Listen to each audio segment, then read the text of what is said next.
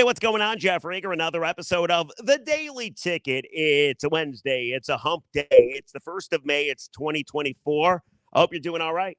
Hope everybody's enjoying themselves, kind of basking in the post-draft glow of killing it. We've already talked about that. From here on out, it seems like it's all Tigers, right? There's a lot to discuss with the Detroit Tigers. And for the first time, I think this is substantial and significant. For the first time since 2016, the Detroit Tigers have a winning record through the month of April. It's been that long, almost a decade, since the Tigers have had a winning record through 1 month of the baseball season. And you know the old saying, it's kind of annoying, but it's true. You can't win a pennant in April, but you sure in the hell can lose one. And congratulations to the Tigers because they did not lose the pennant in April. They did not lose winning the AL Central in April either. Is this team good enough? I don't know. Are they ever going to hit consistently? I hope so. Is their pitching really that good? It might be. What about their pen? What about their skipper? Like, there's a lot to take in with the Tigers. There's this big question mark of, is this team real? Is it safe to jump aboard the bandwagon? Is it safe to put your heart and emotions out there knowing full well it might get squashed again? So we'll talk about that in the upcoming weeks. I mean, there's a lot that's about to happen as the summer gets going. The Pistons are going to have a draft. They're looking for a president of basketball operations. The Lions are going to have mini camps and rookie camps and OTAs and get ready for training camp eventually. And then there's the Red Wings, who will have a draft, and you got to believe will be very active in free agency when it gets going in July. And I need to bring this up because it just happened the other day. And I don't foresee myself talking a lot of hockey up until maybe the NHL draft or free agency. But this really hit me, and I want Steve Yzerman to make it happen. So on Monday night, the Tampa Bay Lightning got eliminated from the postseason.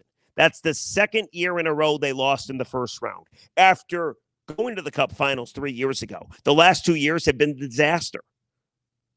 This year it was the Panthers, and last year it was the Leafs. The Leafs beat them in the first round. Like, if you lose a first-round playoff series to the Toronto Maple Leafs, you should be thrown out of the league. Like, currently, as I stand right here, the Leafs are taking on the Bruins. They're up 1-0. When I finish this podcast, I am going to put everything I have, Olive's college fund, and my mortgage on the fact that the Bruins will come back and beat the Leafs because the Leafs are a bunch of chokers. That's what they do. So when you watch or listen to this podcast, you can figure out if I was right or wrong. But Boston's going to win this series, and Boston, I think, by the time you watch or listen, will have eliminated the Maple Leafs, which, by the way, is like my favorite summer pastime, my favorite spring pastime. When they show Maple Leaf Garden or Maple Leaf Square on TV, like, it's the highlight of my spring. It's my annual happiness. So we'll see what happens, but I do think there's a great chance by the time you watch or listen to this podcast that the Maple Leafs will have been eliminated. But anyway, getting back to the Lightning, you might be wondering, why am I talking about the Tampa Bay Lightning? And I'll tell you, because on Monday when they lost to the Florida Panthers, Steven Stamkos, their captain, he's been there 16 years, had kind of an awkward, interesting moment at the very end of the game. Stamkos is an unrestricted free agent. After the game, he didn't move. He was taking it all in. Could it have been his last time in a Lightning jersey? I want to take you back to Monday night. This is what it sounded like. Look at Steven Stamkos taking it all in here. He hasn't left. Tampa, almost every Tampa player is gone. Steven Stamkos is still on the ice. I think as the captain, he's waiting for the last two Lightning players to leave. Oh, my gosh. That's class right there. I'm telling you right now. Claire, Hedman. That is leadership, because it would be easy to be vanquished and be upset, understandably so. All right, so here's the deal. Steven Stamkos might leave Tampa Bay. He's been there 16 years. He's 34 years old. He's coming off another great season. He played in 79 games. He scored 40 goals. He had 41 assists. He was a minus 21 if you get into the plus minus. But it's not like he's falling off at age 34. He scored 155 goals in his last 3 seasons. He had 64 goals and over a 100-point season just 3 years ago. And he scored 5 goals in the postseason. And he's great on the power play. And he's an unrestricted free agent. Now, is he going to go back to Tampa? Or is he going to put himself on the market? That's the big question. He is their captain. I know Tampa wants him back. However, they had a chance. Steven Stamkos had a statement in NHL.com, and this is a bit ago, on September 30th. He said the following, quote, I stated at the end of last year, too, I would love to extend and play here and finish out my career here, but that's out of my hands. I can't write the contract myself. John Cooper, his head coach, said the following, and this was on Tuesday, when asked about contract talks. He belongs here. We know it. He knows it. We've grown up together. He's a heck of a player, but he's also, he controls his own destiny, but I don't know what's going to happen. But he feels like a Bolt for life, but only he and Julian can answer that. Julian, of course, the Tampa Bay GM. So this dude might walk. He's the captain of the Lightning. He already has 2 Stanley Cups. He should have had a third. I've already mentioned they got knocked out of the postseason the last 2 years in the first round. And despite having good players, like Victor Hedman is really good, Nikita Kucherov is really good, Braden Point, Vasilevsky, they have good players, but their window is shut, people. You know how these things work. Go back to the Red Wings window. Despite having some stars, they don't have the depth anymore. They're not going to win a Stanley Cup. It's only a matter of time before Tampa Bay is forced to trade some of these high-priced stars so they can get something in return and start everybody's favorite word, a rebuild. So if you're Steven Stamkos, you're going to stick around in Tampa Bay strictly for legacy because your big moments, other than having your jersey retired, which will happen automatically, or coming up on some goal milestone or points milestone, but your big moments are done at age 34 when you got a lot left in the tank. So why wouldn't he become an unrestricted free agent unless simply because he loves the Lightning, he's been there for 16 years, and that's who he is. If he feels that way, it is what it is, and this podcast is over. However, think about the alternative. Let me take you back to 2016. Pavel Datsyuk, remember him? He was retiring. Wings needed a centerman in the worst way. Their window was still a little bit open. Steven Stamkos was a free agent, the best free agent to hit free agency. And the Red Wings were prepared to sign him. And 2 days before free agency officially hit, you know what happened? Steve Yzerman came a knocking because, of course, he was with Tampa Bay at the time, and he made sure Stamkos didn't go anywhere. And he gave a big bag of money to Nikita Kucherov as well.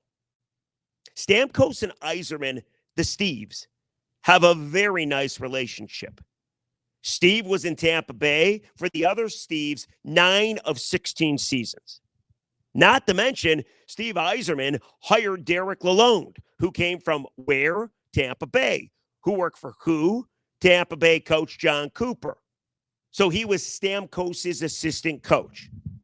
And now that Yzerman is in year 6 in Detroit, and he has Steve's old assistant coach, the Wings need a scoring splash. I want to take you back to something Yzerman said when he spoke to the media. Okay? He spoke to the media after the season, after the Wings failed to make the playoffs. You remember it well. They missed by 1 point. The Capitals got to go instead, and they got swept by the Rangers. Whew, great job, Washington. Way to work so hard to get to the postseason, then get your ass swept. Anyway, here's what Yzerman said. Quote, when Dylan's out or we lose a significant offensive player, we need more depth to make up for that. Yzerman added that an impact forward could help make up the difference. Collectively, you got to find a way to win games. If you're not going to score 4 and 5 a game, you better tighten up defensively.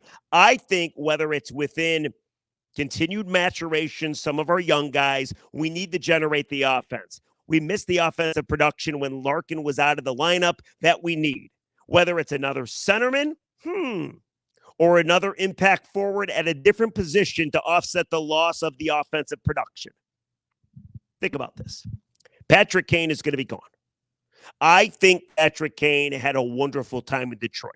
I think he used Detroit. I think Detroit used him. He's going to move on and get himself a 2 to 3 year deal with a contender, okay? But I do think he enjoyed his time here. And I do think Detroit treated him well. And I do think reputations like that will travel across the league. So if it worked out for Patrick Kane, could it work out for Steven Stamkos? But take it a step further.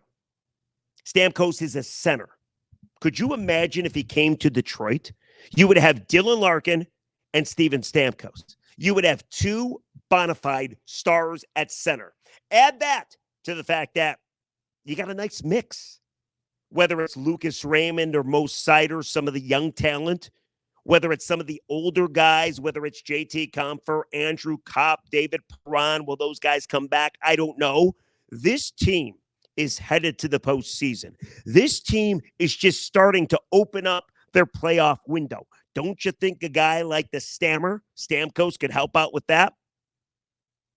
I do. And him and Yzerman have a relationship. What's the downside? What's the problem? The only downside I could think of, there's a couple. Maybe he wants to stay in Tampa Bay. That's his whole life. That's his entire legacy. He's the captain there. He's the best player in franchise history, and he still gets to play with the Kucherovs and the Points and everybody else that happens to be in Tampa Bay until they trade him away. Maybe that's one reason he doesn't come here.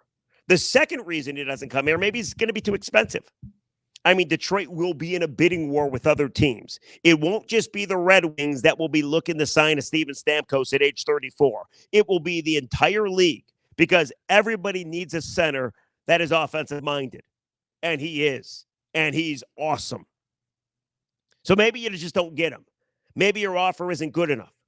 Or maybe paying Stamkos, we already said he's going to cost a lot of money, and Mo Seider and Lucas Raymond, because both those guys are due extension, maybe those three men will eat up so much of your cap that your depth will take a hit and your team will not be deep enough to compete and it will backfire.